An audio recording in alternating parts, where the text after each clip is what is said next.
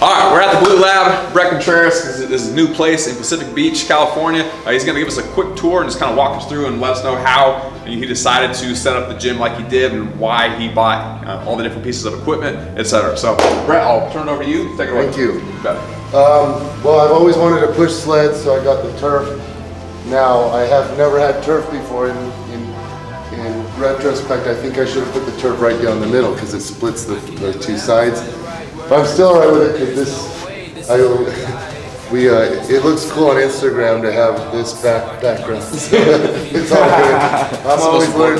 I'm always learning new things. But so we push sleds, do walking lunges, and then all the lateral band stuff on the turf. And then some of the unique pieces of equipment. We've got 150-pound dumbbells, 203-pound kettlebell, 100-pound center mass bells. These center mass bells are unique. They just feel, you do like presses and things with them, they just feel different. And I don't feel like it, biomechanically I don't understand how it's that different because the system center mass is going to be pretty similar, but they just feel different.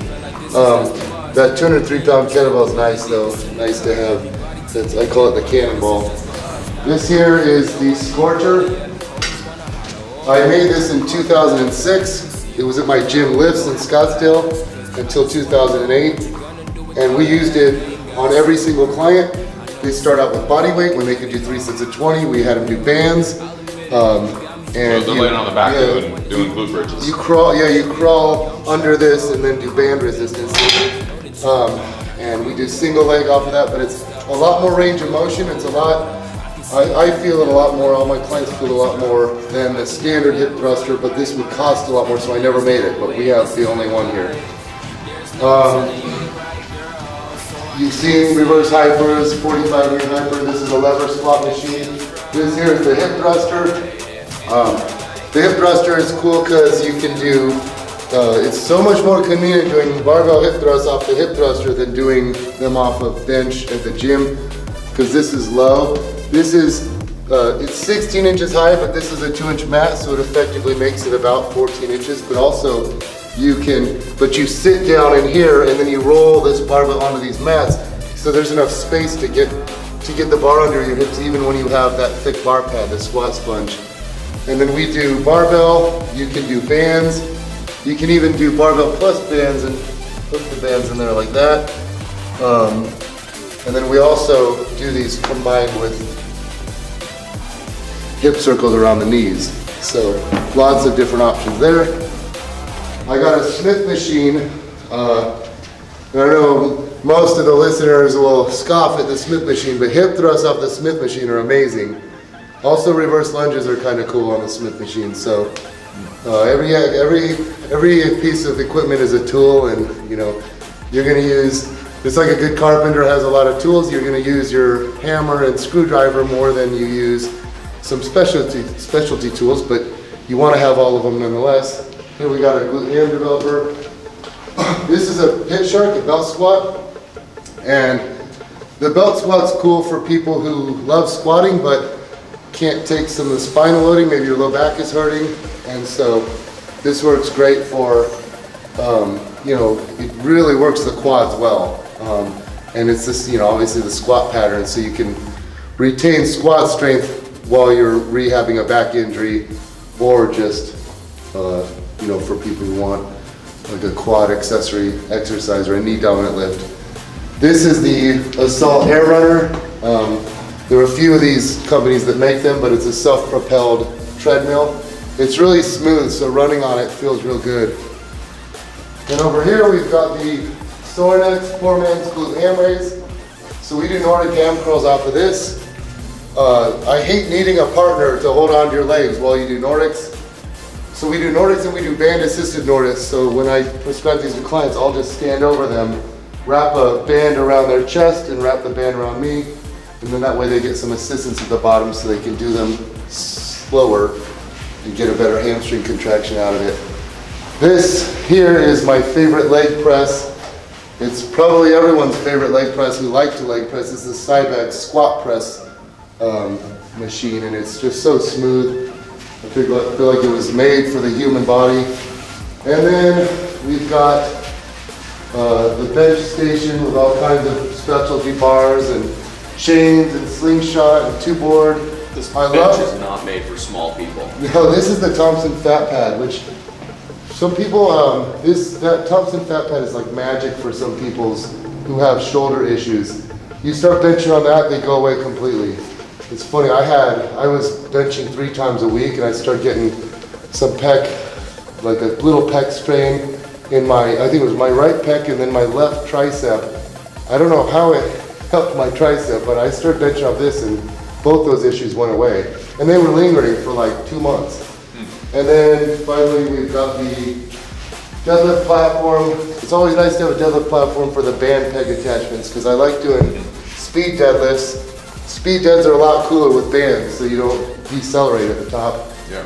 And then last but not least, I've got this Rogue Power Rack. I actually turned the multi-chin grip upside down because it's so high up. I want females to be able to get up there. But I tried to get all the bells and whistles, so I got the jammer arms. This is a step-up attachment, so I can do step-ups from any height. I got the split squat attachment, so you can do Bulgarian split squats off of that. And anyway, this is my glute lab, and I'm excited to start training more people and helping more people. Yeah. So if you're in North County, San Diego, come check out the Glute Lab in Pacific Beach. Thanks, bro. I'm like thinking about it. I'm like, oh, my friend Clay has glutes, Todd has glutes, all these guys have glutes, and I have nothing. I have nothing. So I'm like, if this story is way better than I thought it was going to be. Yeah. If I don't do something about my lack of glutes, I'm never going to get laid. So.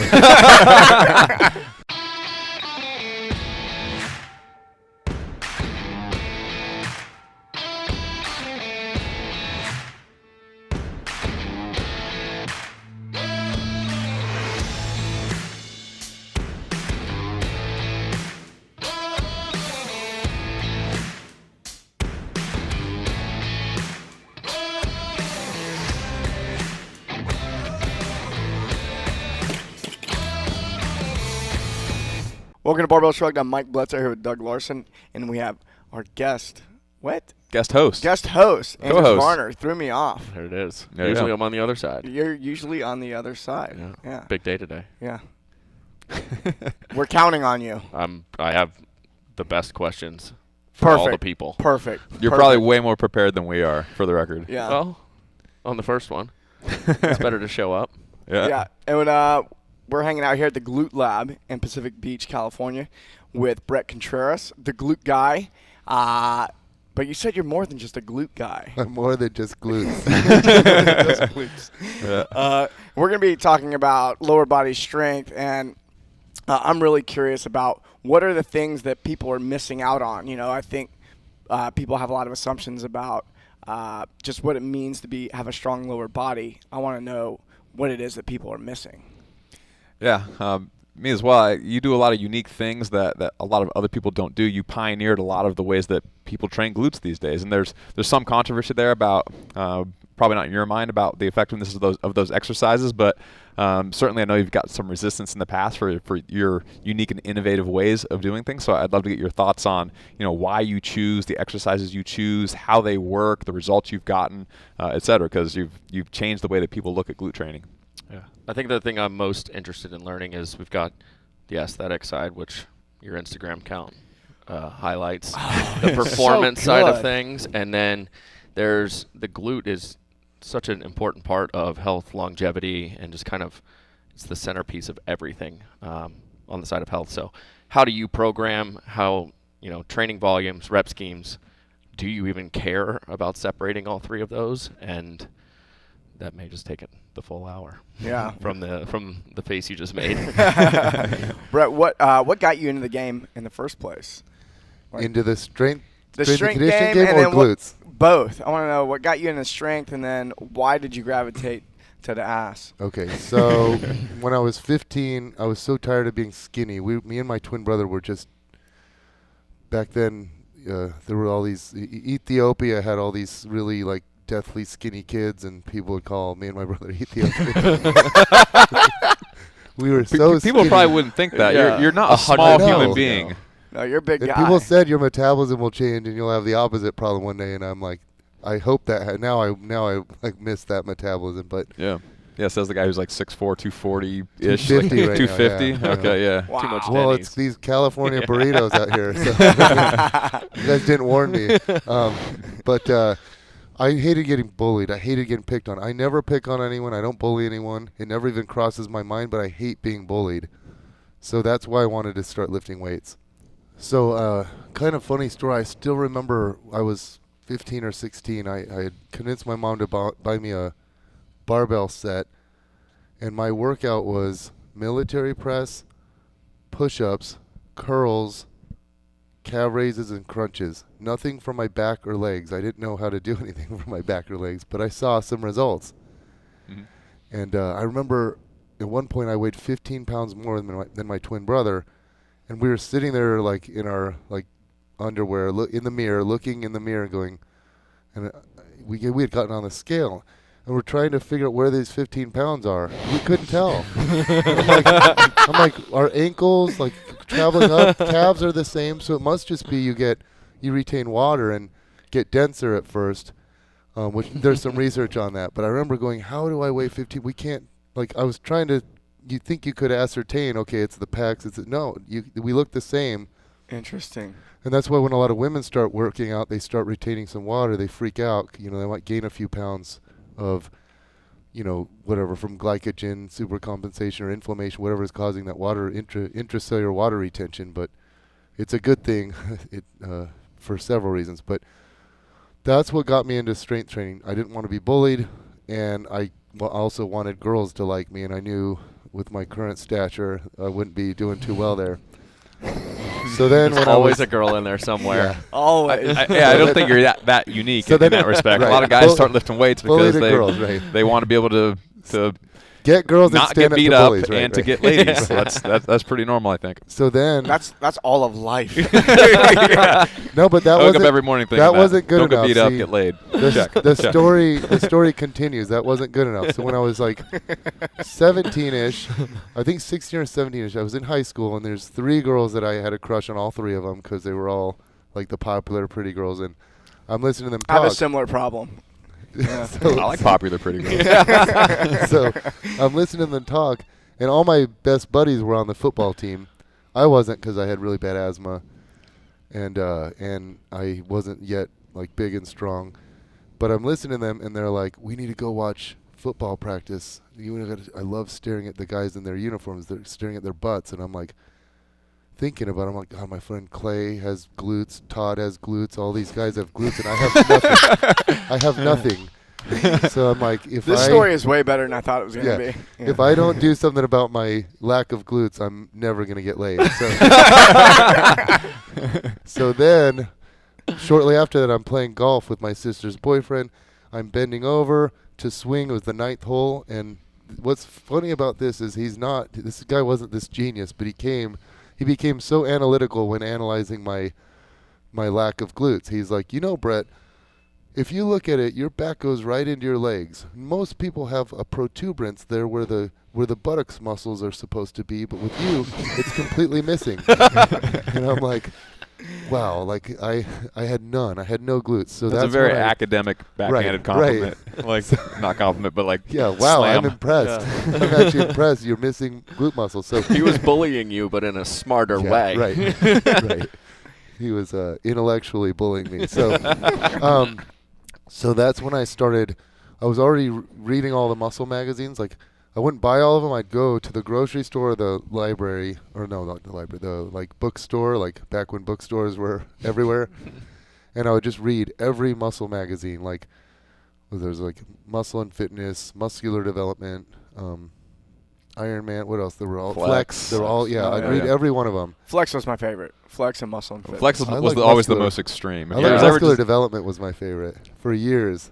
Yeah, I had really good information. Flex was always like the one that always had like the most enormous Yeah. veined up human The being veins possible were on the front of it. Yeah. And it always said huge Yeah. in huge letters somewhere on the cover. Yeah, right. But back then you never saw anything on glutes. It wasn't like glute issue. Here's what Ronnie Coleman does for his glutes. It was always leg. You had to figure out what these guys do for their glutes, just because that's what they do on leg and back day. They do on leg day they do squats and lunges and leg press, and on back day they do deadlifts and back extensions, but never any and back then it was all vertical exercises, vertically loaded, axial loaded exercises, and then along the way, so that's when I was 19 years old.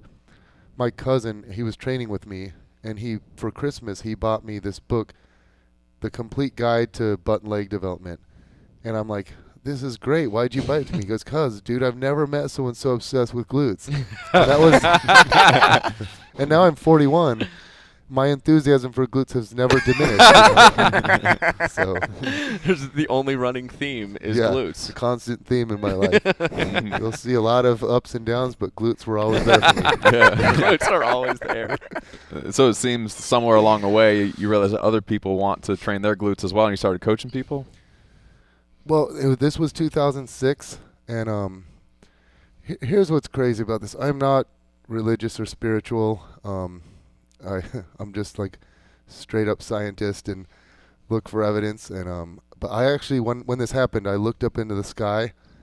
I remember it like it was yesterday. This is October 10th, 2006. I looked up in the sky and I went, oh my God, from here forward, my whole life's going to be different. And this is what happened. That's my birthday, by the way. Really? Yeah. I mean, not 2006, but. You're not 12? No. You're not 11? Do you remember what you were doing that day? 2006. I could probably figure it out. Go on. It'll hit me. Get back to us. So there was a UFC fight. My girlfriend at the time was with me. We were on the couch watching UFC, and this one was Tito Ortiz and Ken Shamrock 3. Oh, that's what I was doing. Yeah, there you go. That was it. But I didn't care who won. I just didn't want it to be done in the first round. They hyped it up so much, and there was such a rivalry between the two. I didn't like Tito's attitude, but I didn't care if he won. I just didn't want it to go so quick. And Tito full mounts Ken Shamrock, starts raining down punches, and I'm like, buck him off. Buck him. You got to try. You can't just lay there. You got to try to get him off of you. But I'm like, why wouldn't he be trying to buck? Maybe he's not strong from that position. Well, there's more to it in jiu-jitsu. You can get your hooks in, and it's hard to escape at that level. But I had an identical twin brother, as I mentioned. We were always full mounting. I didn't even know what it was. We just wrestled our whole lives, and that's what we would try to get full mount, and then dig your knuckle into the other sternum and mess with him. We wouldn't punch in the face back then, but you'd just buck like crazy and get the guy off of you and try to reverse it. But I thought, as a strength and conditioning coach, I'm like, is there an exercise that could maybe, strengthen that pattern? And I'm like, okay, I can't be like, hey, Anders, come straddle me. I'm going to bust out 20 reps. That's a different kind of website you're building there. We're not ready for that yet. So I'm like, okay, what could I use for resistance? And I'm like, but you're on the ground. Is there any way I could use more range of motion? Ideally, you'd have that pattern with more range and resistance. So I thought, what if I put my back on the glute ham pad, on the glute ham developer, put my feet up on the reverse hyper. So to this day, that's the same reverse hyper, that's the same glute ham raise right there. So I went out into my garage. I'm like, to ask my girlfriend, I'm like, come help me move this. And she's like, why can't we just do this tomorrow? And I'm like, fine, I'll do it myself. So I moved this across so unsupportive. Yeah, little did she know she could have been part of history. So I moved it into place. And I didn't think of putting a barbell there. I just thought about putting a dip belt I put 4 45-pound plates because, that's 180 pounds. That's around what a regular man weighs. Because I was still thinking full mount escape. Right. It was so hard to toggle into position. I used those handles, and it was so awkward. And then I'm like, what if these split apart while I'm doing it? I'm going to fall on my tailbone and mess stuff up. But anyway, I start sinking down. I end up getting 15 reps, and I was going for 15, but the 13th, I'm like, I actually have to stop. I feel like my glute's going to cramp up. And at that point, I had never felt that. My glutes got really sore when I do lunges and things, but I never got that cramping sensation before. That contraction. Right. Yeah. That peak contraction at the top. So Yeah, most people don't train terminal hip extension. If Right. you're doing squats and deads, then you get peak contraction, peak tension in the the middle of the flex, movement yeah. when you're still in hip flexion, Yeah. not when you're almost at full hip extension. Yep. So I thought, oh my God, my whole life is going to change. I'm going to get this movement popular. And then I remember talking to a client that I was training the next day, and I'm like, I want to, write an article for T-Nation, or like I want to try to get this popular. But how can I'm like, no one can buy a glute ham developer and a reverse hyper, and what if they split apart? It's dangerous. Plus, it's a pain in the butt. It wouldn't become a regular thing. So that's when my client was like, seems like you need to make something. And that's what I made right there, the Scorcher. And I had it at my gym. And then at that point, I had never thought of doing it with a barbell and a bench. We'd never done any of it. At my gym, 2 years, we just used that guy. But then I realized you can do barbell hip thrusts off a bench and just roll a barbell up onto your lap. So that's how I taught it, and then it took off. And it depends on the gym. Some people, their gym, everyone's doing it. Other gyms, like not a single person does it. But it's cool because I'm getting tagged in every countries I didn't think paid attention to this stuff. Like I'll get tagged in like Pakistan, people doing hip thrusts and stuff, and I'm like, wow, that's really cool. Yeah. So you find this new crazy movement. When does it turn into a research project? Good question. So I'm getting asked all these questions, and I hate not knowing the answer. I hate guessing. And back when I first started blogging, I think you're trying to prove yourself. I'm not as good of a scientist. You actually are a scientist, though. Like you have a PhD in biomechanics. Is that correct? Yeah. And you've done probably more EMG research on lower body movements than probably anyone in the world. I actually think I know I have with all the case studies I've done. So because I've done so many, probably 50 clients where we do like 3 straight hours of, all EMG, every single exercise they do. And what is that, by the way, for people that don't know? EMG stands for electromyography. It measures the electrical activity of muscles. So when someone says like this works the glutes and it works it more than the hamstrings, as an example, like this is a way to quantify how much activation the muscle is getting. So it's a way to quantify, but there's just a new paper that came out that casts some doubt on on everything I've ever done. But no, it's bothered me. Damn. Yeah. I should leave that out. Or, I don't know. Well, this has always bothered me. Okay, so if I had you guys get down into a deep stretch, a full squat, and squeeze your glutes, it would measure around 10% of maximum voluntary contraction, isometric contraction. Then you stand up, flare the feet out just a little bit, squeeze the glutes as hard as you can, and now you get 100. And I'm like, it can't be that different, but It's not just about activation. It's about there's many other factors that for contribute to hypertrophy. hypertrophy. Yeah. There's range of motion. There's time like the not just time under tension, but you need a long enough contraction because it all comes down mostly comes down to tension on the muscle fibers, but muscle damage and metabolic stress contribute as well. But tension is the key driver. But like plyos have really high activation, but they don't lead to as much hypertrophy because it's too fast. Yeah. You don't have the cross bridge formation to put all the tension on the fibers. So that's why you either have to lift heavy above like say 85% of 1RM, heavy enough to have slower contractions, or go to close to failure to where they slow down and you're grinding them out. Mhm. That's why those two methods both build equal You say hypertrophy. like the amount of tension is important, and then the time under tension, It's or not that just is that time, a 'cause- different concept? Well, because you could do plyos for like 2 straight minutes, but each contraction is too short. right. So you need like There's not a lot of sustained- total time there. It needs to be a slow enough contraction to get adequate tension development. But anyway, God, what was the question again? Research. When When yeah. you turn the Why did corner. I become? Yeah. So you might have to do that with me. I go off on tangents You're and good. get lost. So That's where the magic is. yeah, Oh yeah. people I'll would pretend ask like me. you did that without me. People would ask me questions, and I don't know the answer to them. And I want, so that's why I got my PhD. It was never to become a research professor. I never intended on. I'm a gym rat. I'm a personal trainer. I love being in the gym. I don't like publishing papers. I don't like responding to peer reviewers. I don't like that whole game. But I have published like 42 papers, I think. I don't like it, but I just do it more than most I've people. done it dozens of times. No, that's because I'm good friends with Brad Schoenfeld, who we're a good team together. And I know you guys had him on yeah. the podcast. So Yeah, his he episode just was called awesome. me yesterday and with a new idea. So we're always he's curious like me. So and we'll call each other and like, do you see what this person wrote on Facebook? They're so wrong. We need to do a study on this. But then we also joke.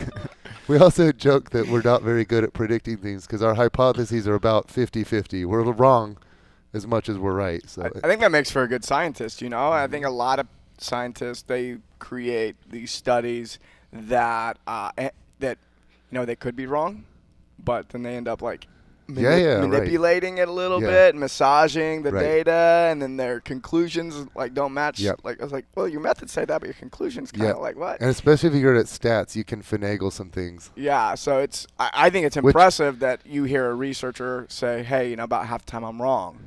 I think that's a good sign. That's when you like Stu Phillips started coming out with this whole like lightweights builds muscle just as good as heavyweights, and Brad and I, this was, 7 years back. We're like, no, there's no way you can lift light weights and gain as much muscle as heavyweight. And we'd be like, I like Stu, but I don't know about this. And so then we did our own study, and then when it's your own study, you're like, okay, I know I did it right. I controlled all the variables and get good methodology. And so then then we're like, okay, yeah, okay, we've changed our mind. We agree with Stu now. It took us a while though. He deserved he deserved more respect early on, but he's helped change the game for hypertrophy because You're talking just about building muscle mass, Just not building necessarily muscle. about getting strong while building that muscle strength, mass. you have to go heavy. Right. It's so specific. Right. It's intramuscular coordination. It's a skill. So for strength, you got to be doing heavy lifting. For hypertrophy, if you don't like heavy lifting, you can go lighter and just rep out. And as long as you go close to failure and do enough volume, you're good. Mm-hmm. But that's important because some people don't like going heavy. Also, some people don't like repping out. Like you guys, when you trained at my place a couple weeks back, you do what I do. Like I've written off like 10 rep squats and deadlifts. Yeah. You do mostly singles, doubles, triples, work up to something heavy. Then you do speed reps. Yeah. Mm-hmm. It's great because then you do it frequently and you don't hate it and you'll do it for life. And then you can get your reps in with other movements that aren't so freaking demanding. Well, and you just came off a knee injury, so everything changes. Everyone's healthy and everyone's the superstar until that one day where life kicks you. And, and you have it's to like learn. everything has to change. You have to learn the hard way too, because until you get injured, you're like, yeah, these guys have to play it safe, but I'm invincible, Yeah. And then, We actually need to take a break. So when we come back, I want to dig into how we're supposed to actually be training our glutes to optimize the thrust. Thanks for watching the show. If you'd like to learn more about how to improve your snatch, clean, and jerk, we have a free 55-page ebook you can get at flightweightlifting.com. It has sample programming specifically for weightlifting, weightlifting how-to technique videos, and other tips on how to improve all of your lifts. Go to flightweightlifting.com and you can download that ebook for free. Download it now. and we're back. And we actually want to talk about our sponsors, one of which is Thrive Market. So if you go to thrivemarket.com, there's a whole store where you can buy all sorts of good food. And Yeah, it's essentially like an online grocery store. yeah, but healthy shit. Very healthy. Only healthy things. Only healthy stuff. Coconut oil, like Anders buys. Yeah, if You you go get- into my cabinet at home, there's every single coconut oil that you could ever imagine. You buy all the brands. of I don't coconut buy oil? any of them, but it makes you feel great when it shows up at the door and you know that it came from Thrive because they've built their whole brand around having healthy food available for people. Make it easy, just one click, and then the guy shows up and he's got all the healthy fat you could ever imagine. Yeah. We made our own mayonnaise for the longest time because I go to the store, I pick up the mayonnaise jar, and I look at it and I go, this is like the first thing on the list is some bullshit. And so, and we made our own for a while, and then I was able to go on Thrive Market. And what I like about that is going, okay, whatever's in my pantry there's an actual healthy version of it there. Yeah. Or if it's not there, then it may not exist on the planet. Yeah. But I always get mayonnaise made with avocado oil now. Yeah. there you go. Yeah, and like they have the Primal Kitchen stuff on there, like Mark's. Yeah, all Mark stuff. Yeah, so Thrive Market's a great place to go. Check it out, especially if you live somewhere where you don't have access to high-quality grocery stores. Yeah. Our other sponsor, Organifi, they make great, and they're expanding their product line all the time. They have everything from greens drink to a red drink to different protein drinks. What I like about that brand is everything's plant-based, and it's really light.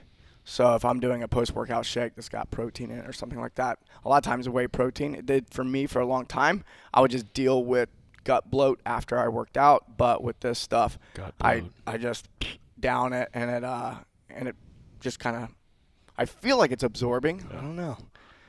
But it's not bloating me, that's for sure. Yeah, I always find that it's really easy for me to get the protein and fat that I need in a day, but finding a way to get all of the kind of micronutrients and just vitamins, how do I know what's in what I'm eating? Like, is eating a couple peppers a day enough? But going to have some sort of supplement there, and Organifi's green drink, the red one's delicious. But The red one is really good. Yeah, to be able to get in there and know you're just getting the daily allotment, and it tastes good. Yeah. It's Yeah, perfect. I'm a total meat and potatoes type of guy. Like, that's just what I would prefer to Yeah. eat. Like meat, mashed potatoes, Yeah. butter, like sour cream. Like that sounds like an awesome don't meal hear to me. any vitamins and, in and there. I eat vegetables because I have to. Some of them I really like, but like Yeah. like eating a salad Yeah. is like just not something that I prefer to do. And so having a green drink with my meal really just makes it easier to get all the nutrients I need. You know what you can do? Just add bacon. And bacon. Yeah, Bacon to your veggies. Works every time. Brett's like, I don't eat vegetables. I eat steak. Denny's. I actually get most of my protein through shakes, so Oh yeah. Really? and I do get the bloat too, and I've just The bloat. That makes you strong, though. Just hang that bloat. It helps you deadlift. Squatting. Yeah. Would you like a bottle of belly. Organifi? I would love it. The power I'm gonna belly. get you Yeah, the power Yeah, belly is you huge. get some rebound off of it. But now you're in California. Yeah, I mean, so you got the beach there. You can't be walking around with bloat. yeah, but yeah, it's tough because I'm going. I mean, it's January now, and I'm like, when is it beach? When does it start? Because I need to get in shape. But right now, I'm just enjoying the. I mean, there's like You have until April. right April, Yeah. so I got 3 months. But there's 4 taco shops open 24 hours right near me, and I'm a night owl, so Oh, you're in trouble. And then when I finish my stuff, that's the way I reward myself. Like tacos. You know, When you finish Papers training, you mean? done. California burrito. favors done, boom. Yeah. All right. Well, after the show, we need to smash some tacos because I'm super hungry. I'm in. So All getting right. back to the research piece, when you are when you look at the glute, just as a muscle region, how are you kind of the cross sections of it? You have not just the hip thruster, but I think you've revolutionized whatever this frog pump phenomenon is that's happening. What are the pieces and exercise selection that you go with to kind of dissect the glute a little bit and build as much muscle around that as possible? Okay. So, kind of like 3 main. If to simplify, I try and if I'm designing a program for someone, I try to make sure they get 1 or 2 exercises from these 3 categories. So that leaves a lot of options open. So the first category is your what I call horizontal or interoposterior movements. These are where you're like supine or prone, or if you're standing from a cable column but pulling you back, but it's front to back resistance, as opposed to squats would be vertical because it's coming from above. It's axial loaded. When you do a hip thrust or like the top of a back extension, it's pulling you down, and the vector, the force vector, or if you were to like trace the vector of the loading on you, it's horizontal in nature. So we try and do a couple of 1 to 2 horizontal loaded exercises, 1 or 2 axial or vertical loaded exercises, and then 1 or 2 lateral or rotary exercises. There aren't a ton of rotary exercises, but like This is rotary exercise. what- well, like, what's see an that over example there. of that? All right, see that over there, the thing sticking out of with the red band on it. Oh yeah. Yeah. That TRX sells that, but it's the Ripcord trainer or something, but there's not enough tension on it. Like For normal people, there For a is. 250-pound man. TRX didn't have you in mind when they designed it. Mass market. We're gonna go meet the 0.5% of people. No, trust me on this. You guys would be doing it, and you'd be like, it's not. And even you will reach, like, you can't just keep stretch the type of band, the cord it is. It stops. You can't just keep stretching it. So I replaced that with that, and it's amazing. So you can go out, walk really far out, and just really feel it. And there's a way to do it too. You don't want to get the band too close to your body because then it wraps around. You want it out far from the center line. I've seen cable attachments like that where it's just a big long metal rod with a hook on the end of it. The cook bar, yeah. That's right. So you can do cable resistance or band resistance. Those work well. There's other things like the exercise you were telling me about. You had the mace, and you were doing like lunges and things like that. But really, you want a pure rotary vector, meaning like if you were to draw, a longitudinal axis through your body and it's out here. Yep. There's only one company that makes something like that I've found, and they don't sell it. It's this Ground Force 360 machine used in research. They only have a few of them. But you see these athletes that it's like the thing comes from above and you have this harness and you like twist with it. It looks awesome. I wish I had one, but maybe some companies can develop stuff like that. But you can use the problems with bands. Every exercise has shortcomings. For example, squats at the top, they're easy. You don't have resistance through a full range of motion with exercises. So rotational things, you have a cable and it doesn't stay this far away from you the whole time. It will cut the line of force will get closer to you. It'll shift, and then you don't have torque. So or torque requirements. So but most of the exercises in that category are lateral. All the different lateral band walks, all the different standing cable exercises, they're hip abduction movements. And you can do two types. So we alternate. One day we'll do a frontal plane hip abduction movement, and the next day a transverse plane where you're flexed, where you're bent forward. So it could be band seated or just from a hip hinge position where you're like that. So they work different parts of the glutes. And so if you wanted, so from an aesthetic standpoint, let's say you just wanted to focus on your lower glutes, axial loaded exercises are best for that. Squats, lunges. They still work a little bit of upper, but they proportionally activate more of the lower fibers than the upper. That's what we want our ladies doing. Well, let's see. Probably all of them. You want a shelf. I want to be able to put There's got to be a shelf. So for that you got to put the champagne glass somewhere. That's what I started noticing. The girls that I worked with, like I've worked with a lot of the top bikini Olympians. By the way, follow his Instagram. Your Insta stories are just maybe not in public. Make sure you're. People will be like, I'm on an airplane, and people think I'm a creep. That's my first thing in the morning. Yeah, because I the only person that thinks I'm a creep is my wife. Yeah, you're like safe zone. You're cool. It's science, it's science here. So, but yeah, I started noticing like my clients would have more upper glute development because they were just. It was popular to just do the axial loaded squats, deadlifts, and I've had them doing hips. So the anteroposterior stuff, the hip thrusts, the back extensions, the reverse hypers, the cable pull-throughs, all these things, they really highly activate the upper and lower. So they hammer both regions. Now, if you only wanted upper, I don't know why you would only want upper, but if, say you want to target upper glutes. Let's do an experiment. Yeah, just do. I'm doing upper glutes for the rest of the year. Yeah, 2018 is going to get see weird. What that looks like, right? Yeah. You would do frontal plane hip abduction. I'll always have people raise their leg out straight to the side. You can poke the upper, prod it, and see that it's, contracted hard, and then you can cup the lower region. You can see it's flaccid. There's nothing there. Is flaccid the word? We'll go with that today. Hashtag flaccid glutes. Yeah, it's not contracted, so it's dormant. There you go. So anyway, so using this knowledge, you can make sure if you do. So what I said, 1 to 2 exercises of each category, that leads a lot of options. So one day it could be, there's so many ways to design good glute programs, and I try to work with the person to say, what's your favorite style? Because you guys like total body training, right? You guys like total body training, and so if you do a body part split training, you're like, okay, cool, my shoulders are annihilated, but I don't even feel like I did anything. That was so easy. Then so you're like frustrated. Then the body part split people are like, oh, I just worked my whole body, but I didn't hit any muscle from all the angles. I didn't fatigue any muscle, so they're frustrated. So ideally I don't get frustrated about that anymore. but like, you want buy-in, because after they've seen success, if they've seen good results, then they'll do anything you tell them to do. But initially, you design their program.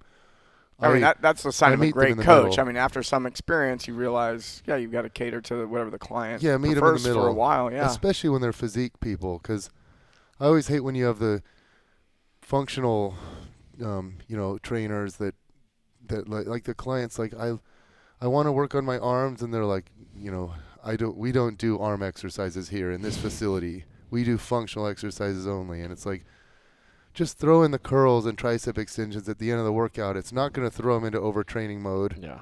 They're going to be all right, and it gives them buy-in. It makes them feel good, and we all have things that we want to, For sure. That's becoming more and more accepted in the functional fitness world, by the way. Like doing your functional fitnessy things, and then assistance work at the end of your training. People are starting to see the value in that. Well, even like high-powered athletes like doing some curls here and there. Like some shrugs. Like it's not throw that in and then they like their workout more. So it's only bad if that's all you do. If all you do is curls and crunches and bench press, and that's all you ever do, then that's bad. But treating each individual muscle group as its considering that it has its own importance, and then training that muscle group equal to the other muscle groups, I think there's something to that for sure. Well, what I've always done in my programs, I did this in my book Strong Curves, I do this with Strong by Brett, I say, all right, because my workouts might last an hour long, but I say you have 10 minutes after every workout to add in some stuff you like.